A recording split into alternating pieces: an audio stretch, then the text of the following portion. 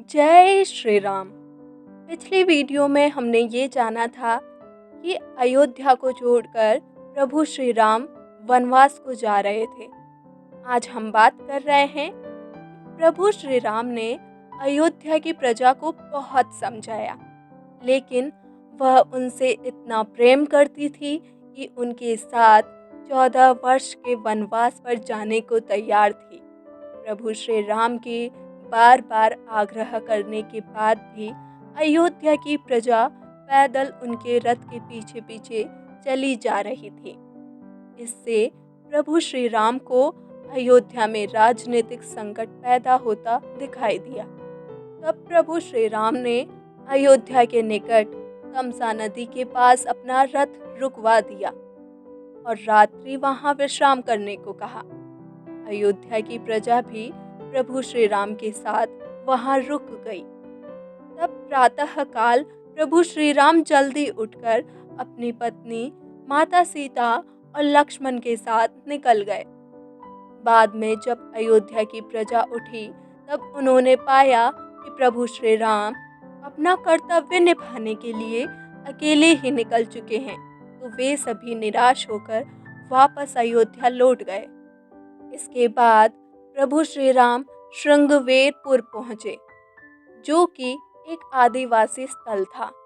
वहां के राजा निषाद राज गुह थे, जो आदिवासी समुदाय से थे।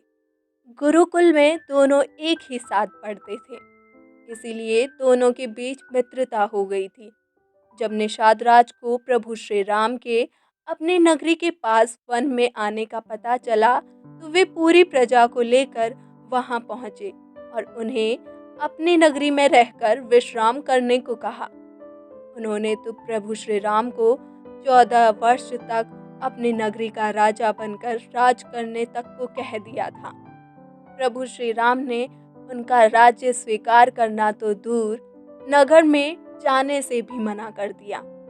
अपने पिता के वचन के अनुसार उन्हें 14 वर्ष केवल वन में ही रहना था और इस दौरान उनका किसी भी नगर में प्रवेश करना निषिद्ध था।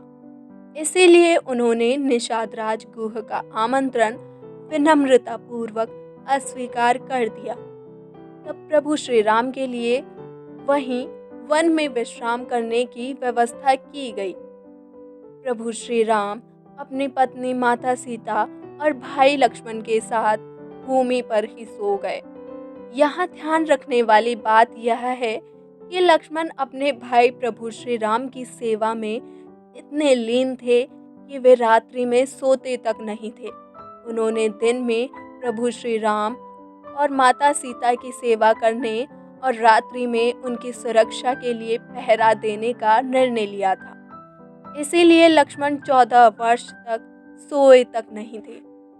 इसके बाद उन्होंने अपने साथ आए अयोध्या के मंत्री और राजा दशरथ के मित्र सुमंत को रथ सहित वापस लौट जाने को कहा। वनवास का अर्थ ही होता है सभी राजसी वस्तुओं का त्याग कर एक वनवासी की भांति अपना जीवन यापन करना। उस समय केवल अस्त्र शस्त्रों को ही अपने साथ रखा जा सकता था, ताकि स्वयं की रक्षा की जा सके। इसके बाद भगवान श्री राम केवट की सहायता से यमुना नदी को पार कर आगे बढ़े। अब केवट का प्रसंग क्या रहा, उसकी कथा हम आपको सुनाते हैं। जब निषाद राज ने केवट को कहा कि वह अपनी नाव में भगवान श्री राम को माता सीता और लक्ष्मण सहित गंगा के उस पार लगा दे, तो केवट ने मना कर दिया। केवट ने कहा कि उसने सुना है कि प्रभु श्री राम के चरण बेहद अद्भुत हैं और उनके चरणों की धूल किसी चमत्कारी जड़ी बूटी से कम नहीं है। लोग इनके चरणों की धूल पाने को लालायित रहते हैं, इसीलिए मैं पहले इनके चरण धोऊंगा और फिर ही इन्हें गंगा पार करवाऊंगा। केवट के द्वारा यह हठ किए जाने पर निषाद राज और लक्ष्मण क्रोधित हो गए, लेकिन भगवान श्री राम केवट का आशय समझ गए थे। दोनों का क्रोध देखकर केवट ने स्वयं ही भगवान श्री राम से कहा कि वह उनके द्वारा माता अहिल्या को पत्थर से महिला बना देने की कथा को जानता है। जब वे एक कठोर पत्थर को एक नारी में परिवर्तित कर सकते हैं, तो मेरी नाव तो एक लकड़ी की बनी है। केवट ने कहा कि यदि मेरी नाव भी आपके पैर पड़ते ही किसी और रूप में परिवर्तित हो गई, तो मेरी आजीविका का साधन चला जाएगा। उसने कहा कि वह अपना और अपने परिवार का भरण पोषण इसी नाव के सहारे करता है, और यदि यही नाव नहीं रहेगी तो उसके जीवन का सहारा छिन जाएगा। इस तरह केवट ने प्रभु के बिना चरण धुलाए उन्हें गंगा पार करवाने से मना कर दिया। भगवान श्री राम को केवट के हट के आगे झुकना ही पड़ा और उन्होंने हाँ कह दिया।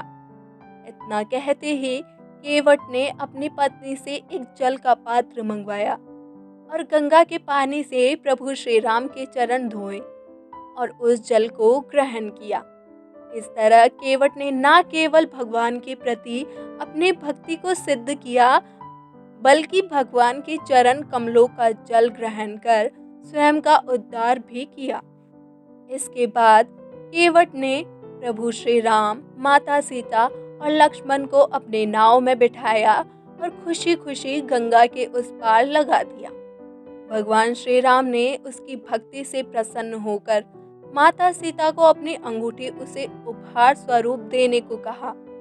माता सीता ने अपनी अंगूठी निकालकर केवट को देनी चाही, लेकिन केवट ने इसे लेने से मना कर दिया।